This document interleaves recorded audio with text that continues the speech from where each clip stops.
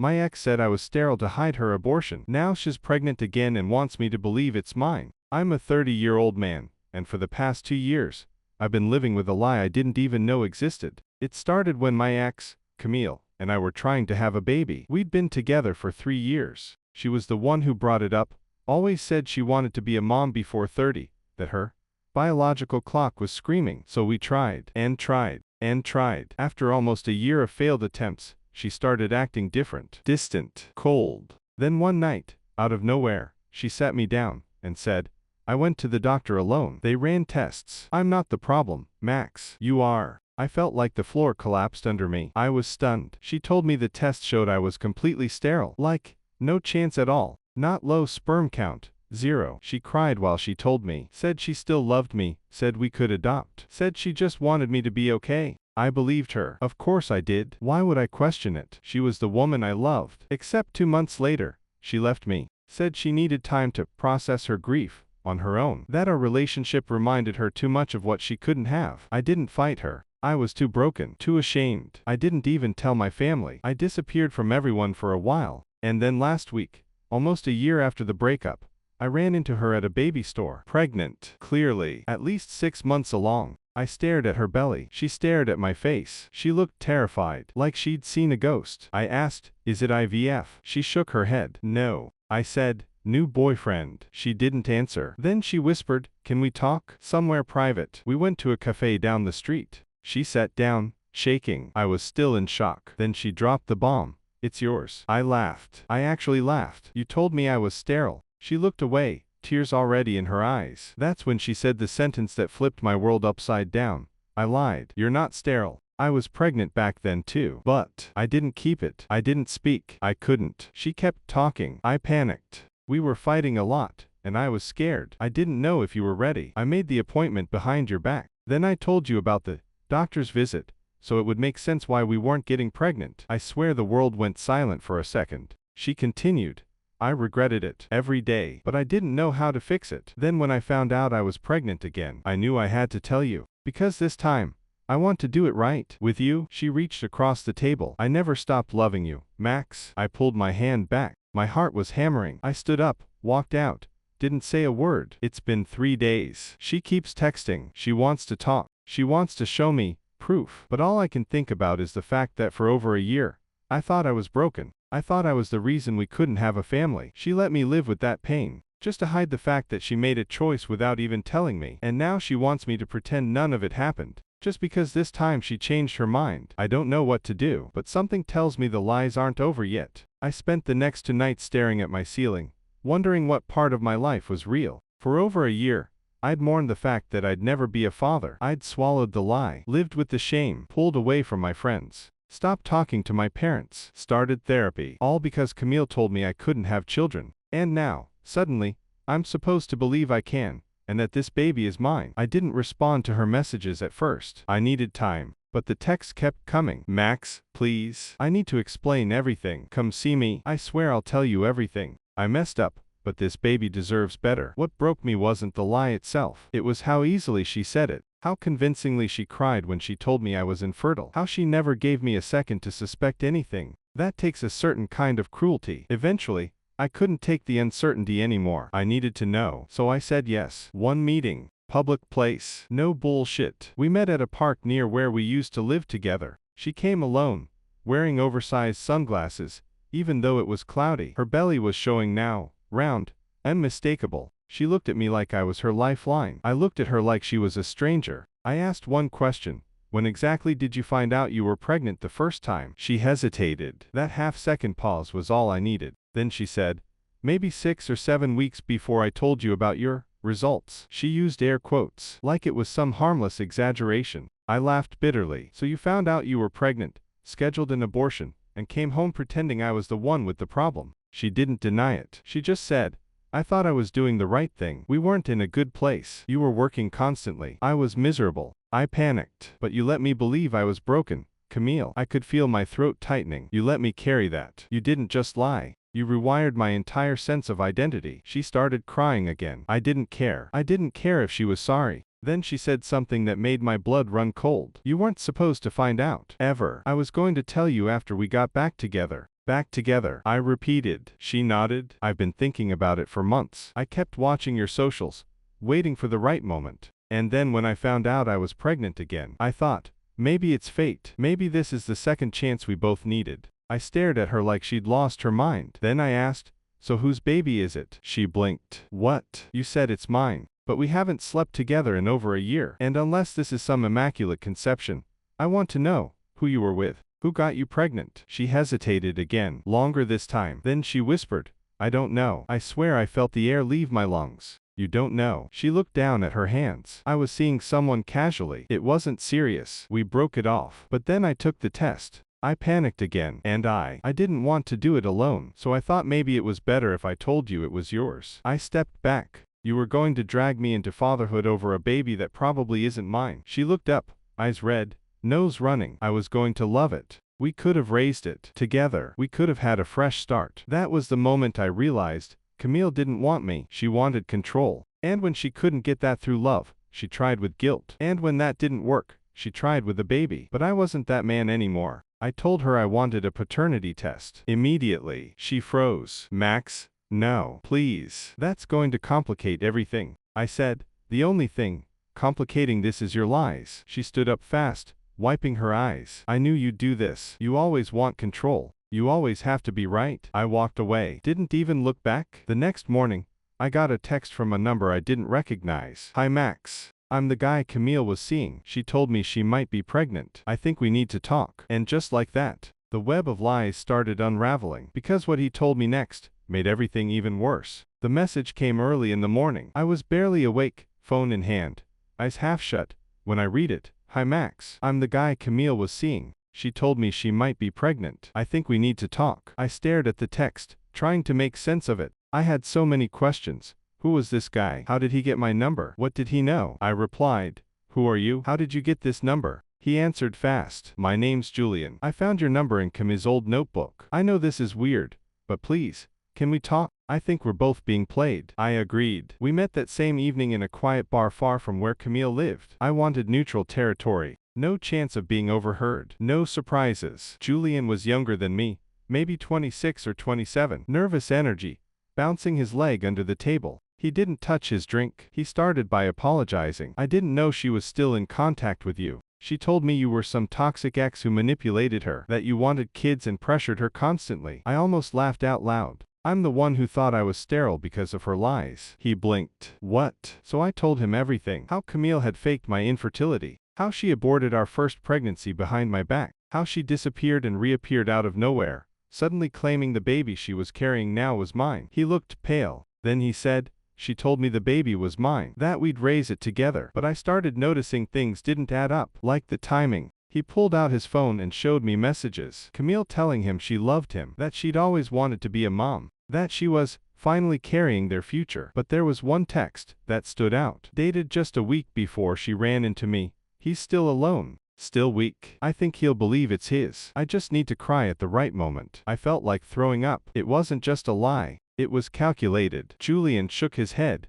disgusted. She said you were emotionally unstable, that you needed something to believe in, that if she gave you hope again, you'd come crawling back. And if I didn't like it, I could leave. I was speechless. She was playing both of us, not just emotionally, but strategically, like we were backup plans, safety nets. Then he added something that chilled me to the bone. She mentioned money, said you had savings, that you'd feel so guilty, you'd pay for everything without asking questions. And that's when it all clicked. Camille wasn't just lying for love. She was building a trap. She knew me well. She knew I'd want to fix things. She knew I'd feel responsible. She knew I'd pay, show up, protect. And Julian, he was the emotional placeholder, the distraction. The one she could keep emotionally tethered while she aimed for security with me. I thanked him for meeting me. We both agreed to block her. Go no contact. But deep down, I knew Camille wouldn't give up that easily. She'd spent too long crafting this illusion. And women like her don't surrender. They adapt. Sure enough, the next day, I got a new message. This time, from her sister. Camille's in the hospital. She says it's your baby. She's asking for you. Please come. And just like that,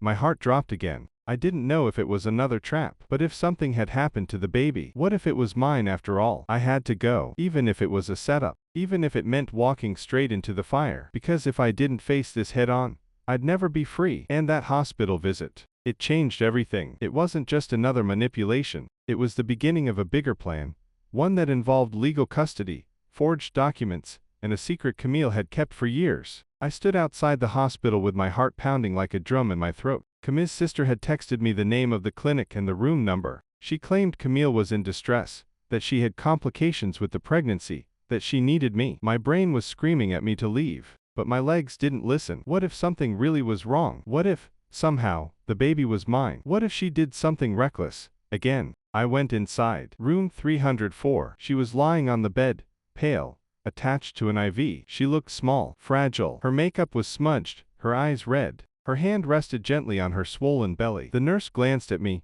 then slipped out quietly. Camille looked up. Max. I didn't speak, just stood in the doorway, arms crossed. She whispered, "Thank you for coming. I didn't think you would." "You didn't give me a choice," I said flatly. She reached for a folder on the nightstand and held it up. "Here, the paternity test request." I signed it. "You were right to ask." I took the folder, surprised. Inside was a lab request with both our names. But when I looked closer, I noticed something strange. Her name was typed. Mine was handwritten, slightly shaky, a different ink color. I raised an eyebrow. "You forged this." She blinked. "What?" "No. I filled it in. The nurse told me to." "Please, Max, I swear I'm not trying to trap you." I didn't believe her. "Not anymore." I sat down, keeping distance. She started crying. I was spotting. "That's why I came. I thought I was losing the baby." I stared at her, hard. "You told Julian the baby was his." Her head snapped up. "What?" "I met him. He showed me your messages. The ones where you called me a weak man you could manipulate. Where you said you'd pretend the baby was mine if it meant I'd support you financially." Her face went blank. The mask dropped. She sat back, exhaled sharply, then gave me a slow, cold smile. "So he talked." There it was. The real Camille. No more tears. No more innocence. Just calculation. "You want to know the truth, Max?" "Fine. Yes, I considered making you the legal father. You're stable, responsible, you have savings. Julian, he's a kid." He panicked the moment I mentioned the word, baby. "So you decided to legally tie me to a child that isn't mine." She didn't flinch. "Do you know how hard it is to raise a baby alone? The cost of living, the housing market, daycare." I did what I had to do. I stood up. "You almost destroyed my life once already. That wasn't enough." She narrowed her eyes. "I gave you a way out. You could have had a family. You could have been the father. But you needed to feel right instead of needed." I laughed, cold and bitter. "You mean I wouldn't let you use me again?" She leaned forward, her voice low. "Well, maybe it's not your choice anymore. The hospital believes you're the father. The paperwork's already being processed. And unless you want to drag this through court, I suggest you start thinking like a parent." My blood froze. "Are you threatening me with legal paternity fraud?" She smiled. "Call it survival. I'll get child support either way, so you can fight me in court, or you can play daddy and avoid the headlines." I stared at her. This wasn't panic. It wasn't desperation. It was strategy. She'd planned this. All of it. The fake infertility, the abortion, the pregnancy with another man, then turning it all into a weapon to secure financial security for herself. I turned to leave. "You're insane." As I reached the door, she said one last thing. "If I go down, I'm taking you with me. Just remember that." I didn't look back, but as I walked out of the hospital, I knew I wasn't done. Because if she was willing to forge my name on legal documents, what else had she done behind my back? The next day, I got a call from an unknown number. It was a lawyer, one who specialized in fraudulent paternity claims. Apparently, I wasn't Camille's first target. And if what he said was true, I was about to find out just how deep her web of lies went, including a previous ex, a secret inheritance, and a custody scam years in the making. The call from the lawyer came just as I was trying to figure out how the hell I was going to protect myself from Camille's latest move. He introduced himself as me, Robert Valois. Calm, sharp, polite. He said, "I believe you're Max. Yes, I've been trying to contact you. You're not the first person Camille has targeted." My stomach dropped. He told me he had represented another man a few years back, a guy named Audrine, who went through something disturbingly similar. Camille had faked a miscarriage with him too, told him he was the problem, made him question his fertility, his sanity, his worth. Then, just like with me, she came back into his life, already pregnant, begging for a second chance. Claimed it was his miracle baby. Sound familiar? Audrine had believed her, moved back in, supported her, bought baby stuff, put his name on the birth certificate. 2 years later, a court-ordered DNA test during a custody dispute proved it wasn't his. He lost everything. No legal rights to the child, Tens of thousands in child support payments he couldn't recover. Emotional wreckage that lasted years. I was stunned. She's done this before, I asked. Robert didn't hesitate. Yes, and she's gotten better at it. The lies are cleaner now. The threats more strategic. She knows the system. She knows how to make a man feel responsible. I asked how he found me. He said Audrine had seen Camille post about being pregnant again on social media, saw the comments, recognized the pattern, knew she'd be looking for another father. So he asked Robert to get ahead of it. That's when they found my name on a hospital request form Camille submitted with forged consent. I felt sick. It was happening again. Robert asked, "Have you signed anything? Acknowledged paternity? Made any medical decisions?" No. She tried. I walked out. Good, he said, because if she files that paperwork, you'll be legally presumed the father unless we act now. Time is critical. He offered to represent me pro bono if I allowed him to use my case in court to reopen Audrine's. He wanted to expose Camille's pattern, not just for us, but for any other man she might trap in the future. I agreed. Immediately, we filed a motion for a cease and desist against Camille regarding use of my name in any legal, medical, or custodial context. We demanded the hospital freeze the paternity paperwork. We flagged the signature as forged, and we prepared to go public if she tried to escalate. That's when Camille showed her real face again. She sent me a video of her crying, belly in frame, holding a stuffed animal. She said, "You're turning my child into a war zone. You don't understand what this is doing to me. Please stop. This isn't who you are." Then she sent another message. "If you don't back off, I'll tell everyone you pressured me into the abortion. That's why I lied about the sterility, because I was scared of you. Who do you think they'll believe, Max?" I stared at the screen. My hands were shaking. She was preparing to destroy my reputation to protect her lie. But this time, I wasn't alone. Robert had already anticipated this. We compiled every message, every inconsistency, every email where she claimed the child was Julian's, every lie. And then, we dropped it. Not in court, not with police, but where she actually lived, social media. Audrine and I released a joint statement. Two separate men, both with nearly identical experiences. Same woman, same lies, same traps, screenshots, voice messages, even her fake doctor note from back then. And it went viral. Fast. People commented things like, "This is evil. How do you even begin to do this to someone? Imagine growing up and finding out your mom did this." Camille vanished offline the next day. Deleted her accounts, went dark, but the damage was done. Julian reached out one last time, told me he finally blocked her too. She had tried to guilt him one final time, but when she saw the internet turning on her, she crumbled. I'd like to say I felt victorious, but all I really felt was empty, used, violated, like someone had taken my future,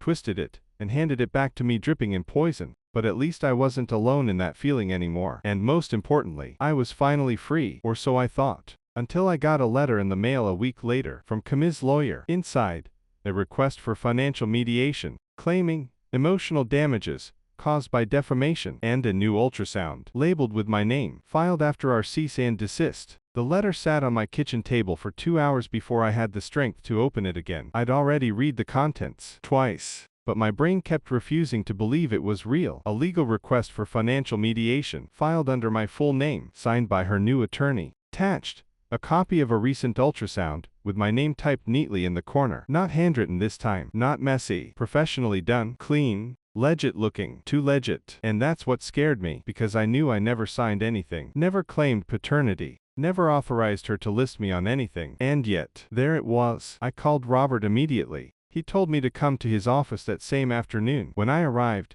he already had a stack of paperwork waiting. He looked up at me and said, "She forged your signature again. But this time, she did something smarter. She used an alias connected to your name. An old email you registered years ago for a rental contract. Enough to confuse a clerk, not enough to hold up in court unless we miss the window to challenge it." He slid over a copy of the ultrasound request, filed under Maxwell and my middle initial. My full name wasn't even on it. Just close enough to trick the system. She filed this with a midwife in a private clinic, not the hospital. That's how she slipped it through. And then used it to send a demand letter for reputational and emotional damages, because your social media post went viral. I blinked. So she's not even suing me for the baby. Robert shook his head. She's suing you for ruining her chances of finding a real father. Financially, emotionally, publicly. I was stunned. She was trying to monetize the exposure. I asked the obvious question. Can she win? His answer, not if we move now. We launched an emergency injunction,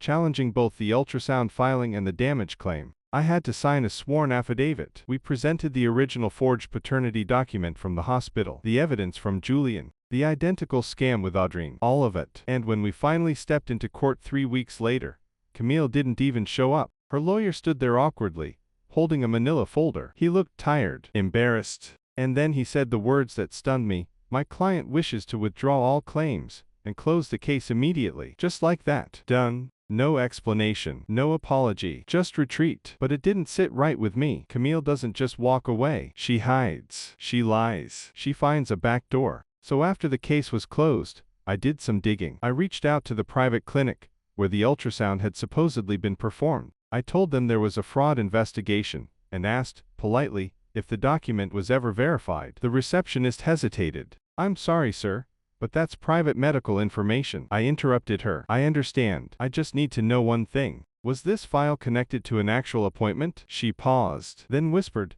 "There's no record of any Camille coming in this year. That file doesn't exist in our system." I hung up slowly. That meant the ultrasound was fake, not just manipulated, entirely fabricated. I called Robert, told him everything. He said calmly, "This means she was never pregnant." I sat there in complete silence. 6 months of chaos, of emotional blackmail, of legal threats, destroyed trust, men ruined before me. And there was no baby. Not mine, not Julian's, not anyone's. The entire pregnancy was part of the scam. I thought about the moment I saw her in the hospital bed. The IV, the soft voice, the way she held her stomach like it was her last lifeline. It was all an act. A few days later, Audrine messaged me again. He'd heard. "You did what I couldn't," he wrote. "You exposed her." Julian never replied to my last message. He probably wanted to move on. I don't blame him. As for me, I deleted every photo, every message, every memory of Camille from my phone. Changed my number, changed my locks, changed who I was. This whole experience taught me something brutal but necessary. Some people don't love you. They just love how easy you are to use. Camille never wanted a family. She wanted a shield, a wallet, a name, a future she didn't have to earn. And now that she's vanished again, somewhere, maybe trying to start fresh with a new story, I just hope the next man she finds sees through the performance before it's too late. As for me, I survived, but I don't think I'll ever trust the same again. Maybe that's the price of being used like that. I don't know. All I know is, I'll never let anyone write my story for me again. Not with lies, not with guilt, not with a child that never existed. Follow me for more stories.